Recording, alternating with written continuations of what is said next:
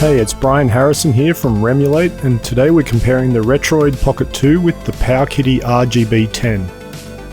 The Retroid Pocket 2 is an Android-based handheld. It has a 1.5 GHz A7 quad-core CPU.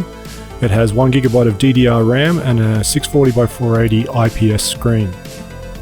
The RGB10 is the latest Odroid Go Advanced clone running the RK3326 chip at 1.5 GHz. It has a gigabyte of DDR RAM and a 480x320 IPS screen. The Android interface for the Retroid Pocket 2 is very familiar if you've ever owned an Android phone. This is Android 6. There's no touchscreen, so you typically need to use a joystick controller to move a cursor around for some of the functionality. It comes preloaded with a bunch of emulators, including RetroArch, and you just navigate to them the way you would on a normal Android device. The RGB10 is running Emulation Station, much like its clone parent, the Odroid Go Advance and the RK2020. It's a nice interface, it's very easy to use, and it's got a good support base. The Retroid Pocket 2 also comes with a second boot partition, and they've got their own, I guess you call it Pandora's box menu system on there. It's pretty limited in what it offers. I couldn't find any way to change the emulator settings, so you're stuck with what you've got. But overall, I still prefer the RGB10's user interface. The first one I wanted to compare was PSP performance. This is not an easy one to emulate, so I thought it'd be great to see the capabilities of both devices pushed to the limits. The Retroid Pocket 2 does play PSP games fairly well, but as you can hear with Ridge Racer 2, there are points where the audio starts crackling and the game even slows down on certain parts of the track.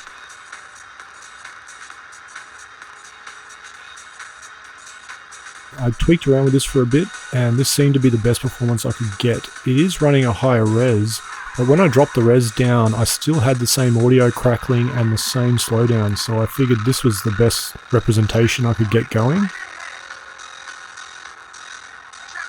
think I even tried frame skip, and I still had the same audio glitches, so a lot of the things that you would typically use to speed up a configuration didn't work, but still it's quite playable. Here it is running on the RGB10, and instantly I had to drop a frame in using frame skipping to make it smooth, but it's running at 30 frames instead of 60. Even though it's a fast-paced game, I found this pretty acceptable.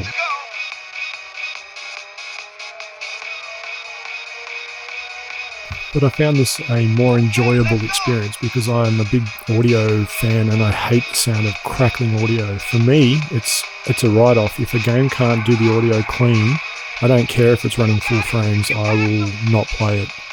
I just can't stand it, and it's one of the issues that I've had with N64 emulators for a long time as well. But as you can hear on the RGB10, the audio is quite clean. If you're happy with 30 frames per second, then this is a great option.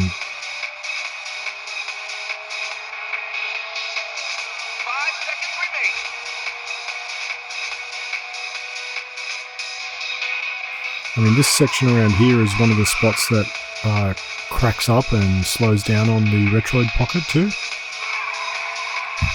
Now, it's worth noting that if you run this from the Retroid Pocket 2 Pandora's box menu, you'll get it running without the audio glitches, and the game runs very smooth. And a lot of reviewers are saying this is a good option, but one thing you'll notice when you do it is that the game runs in this bizarre slow motion. So just watch it here.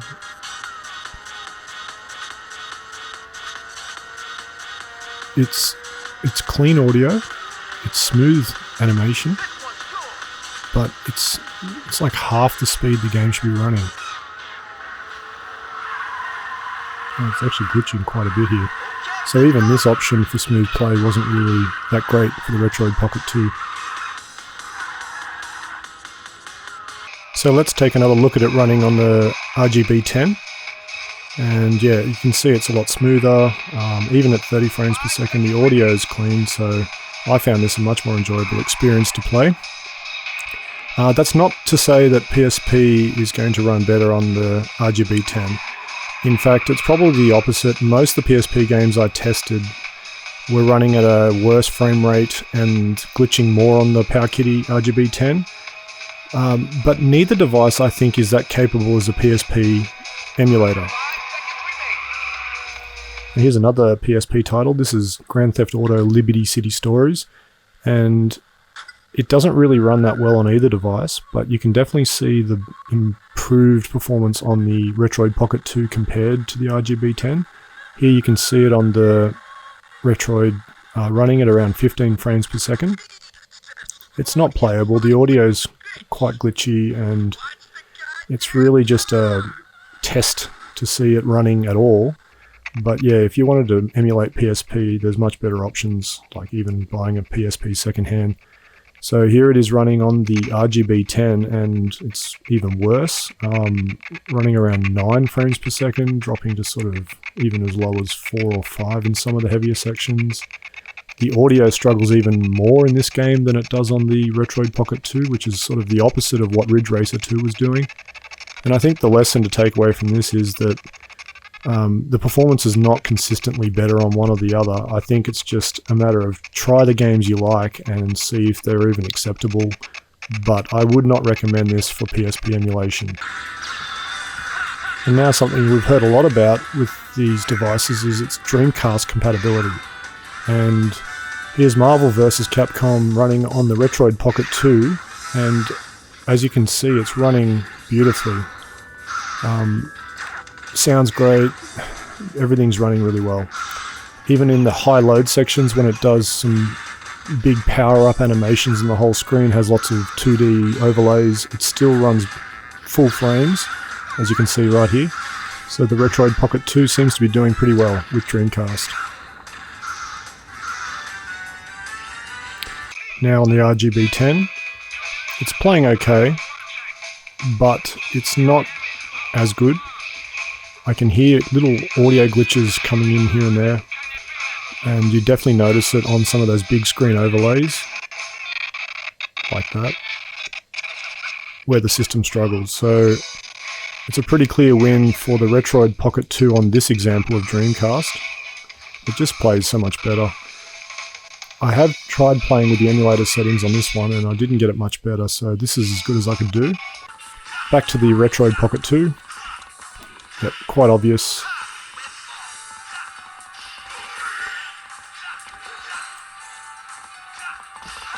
I think I would recommend this device for Dreamcast. A lot of people are recommending the RGB10, they're quite surprised it runs on that, but I just don't think it's up to it as much as the Retroid Pocket 2. So in this case, I'd have to give a win to the Retroid Pocket 2. Let's have a look at Soul Calibur now, running on Dreamcast on the Retroid Pocket 2. Now there was this issue with this texture glitching that you can see on the planet there, and it sort of carried through most of the scenes in the game, including the in-game, which is a shame because I was unable to get rid of it regardless of which emulator system I tried using. There you can see on the level, our character select, there's all that glitching in the background. And in-game as well, so it's running really smooth. I mean, it's fairly well handling it, but it's definitely some audio glitching too. Running around 52 frames per second, so I wouldn't recommend this for this game unless there's some emulator settings I don't know about. And if there are, please post them in the comments. I'd love to see it running well on this device, but this is the best I could do. And it's, yeah, I wouldn't say I like to play it on this device, so I'm going to call it unplayable, but if you're a real fan and this is the only device you've got, it might be okay. And here it is running on the RGB10. We don't have those texture glitches. This is using the same emulator, and as far as I could see, the same settings, so it must be a hardware related issue with the Retroid Pocket 2, but this is running great. The audio's clean, it's consistent animation. I'm not sure if it's as high a frame rate just due to the fact that I have the frames per second on the screen, but it's definitely fun to play, it feels fluid. So I would have to give the prize to the RGB10 for this particular game. Overall though, I think if you really are a Dreamcast fan, you might have more success with the Retroid Pocket 2 overall. It just has more power. So if you're not getting texture issues, it'll probably run the games better. It's just a shame that one of my favourites, being Soul Calibur, just does not run without those texture issues on the Retroid Pocket 2. Just now having a look at PlayStation 1 performance with Tony Hawk's Pro Skater 2. It's running great on the Retroid Pocket 2, full frames, sounds good, controls are mapped well, and yeah, overall this is a great device for PlayStation from what I've seen. I'm not surprised. A lot of devices these days can pull off a pretty decent PlayStation emulation.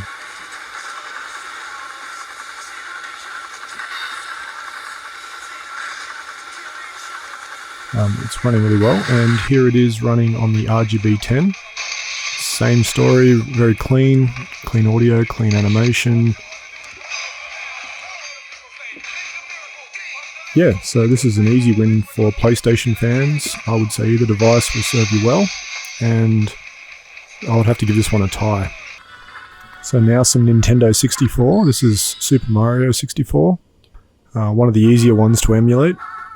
And I'm happy to say this runs well on both devices.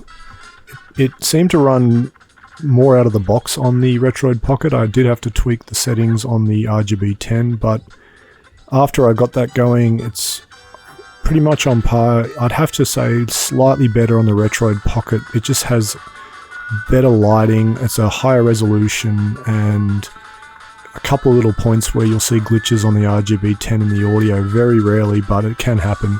It happens less on the Retroid Pocket 2, so I don't think you'd be disappointed with either device if this was one of your favourite games, but I would probably give it to the Retroid Pocket 2 just for having the higher resolution, the better lighting, and slightly less hiccups in certain parts of the game than the RGB10.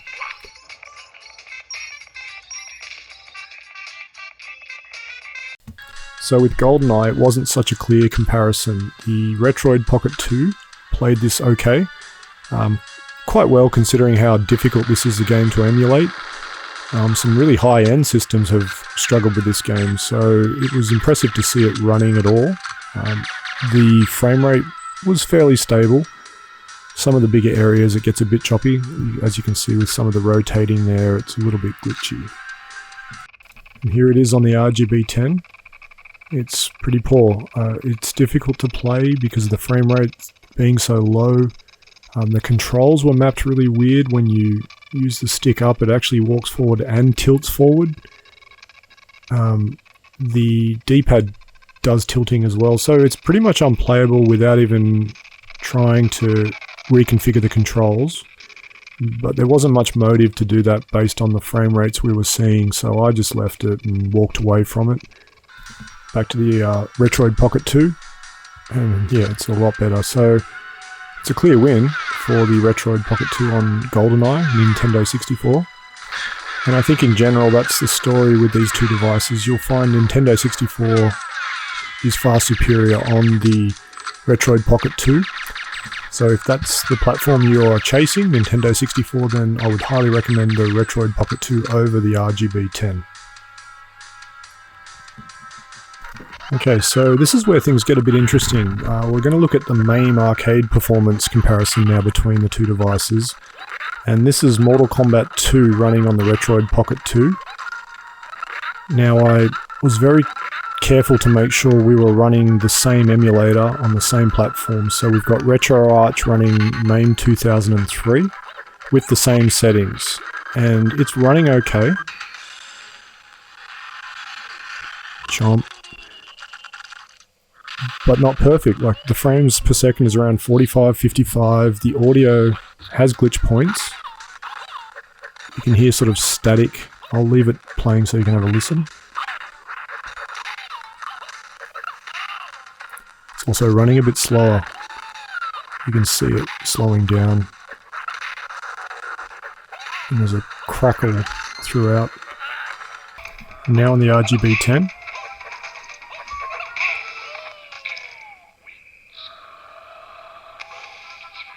It's nearly perfect, I would say. It's definitely a lot better than the Retroid Pocket 2.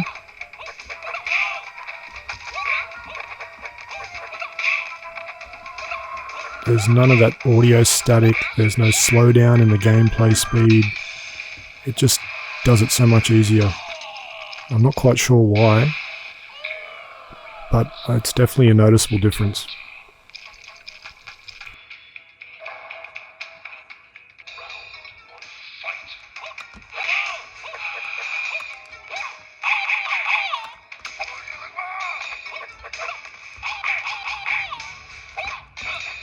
I thought I'd look at another fairly intensive game on arcade running under MAME 2003. This is Afterburner.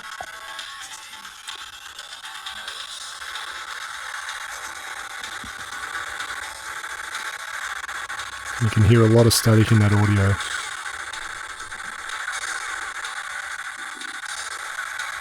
Speed-wise, it's not too bad. The frame rate's okay. It's 50 frames.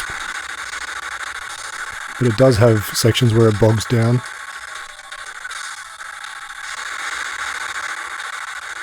And the audio is suffering again. It seems to be a common trend with this device on arcade, which is a bit of a problem if this is the platform you're after. If you want to play lots of arcade games, it does seem to struggle. Now keep in mind, I'm using the same emulators across these tests to make it a fair fight. So let's have a look at it running on the RGB10. So here it is on the RGB10.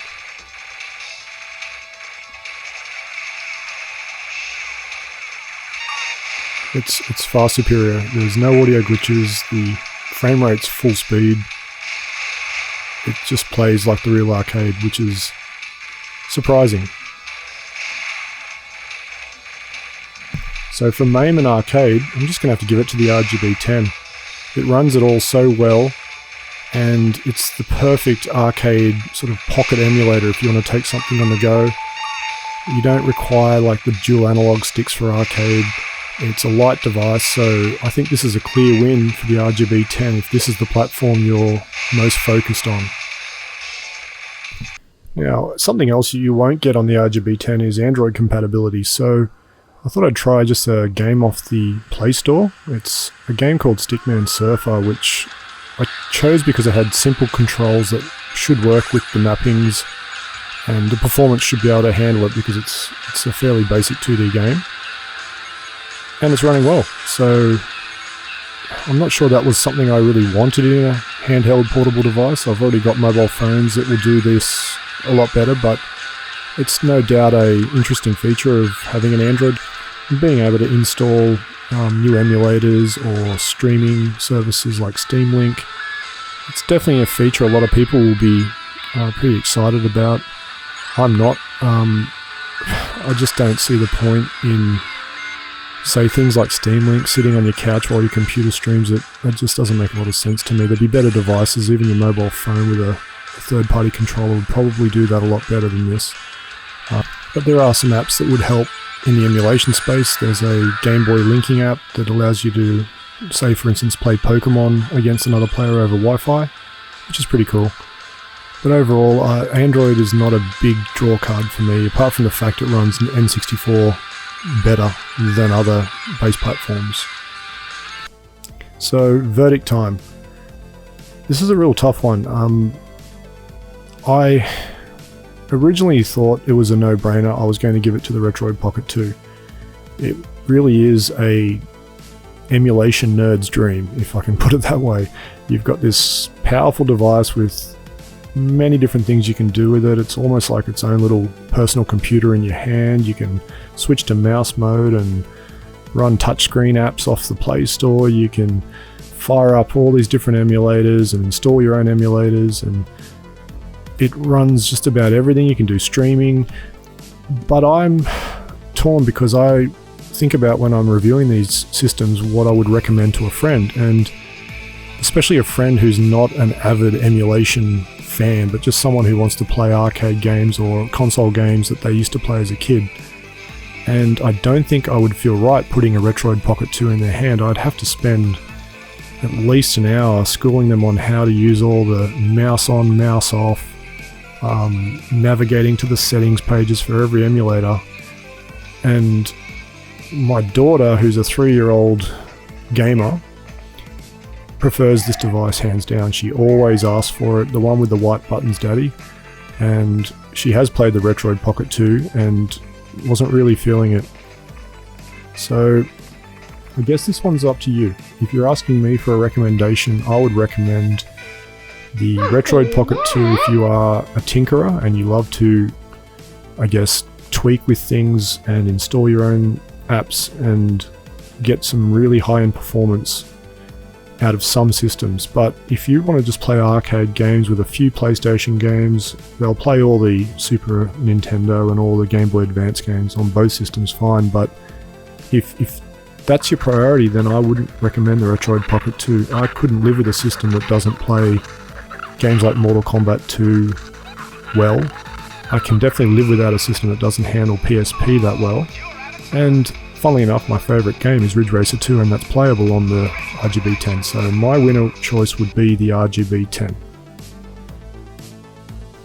So if you'd like to hear more of these kinds of reviews, don't forget to hit the notification bell and subscribe.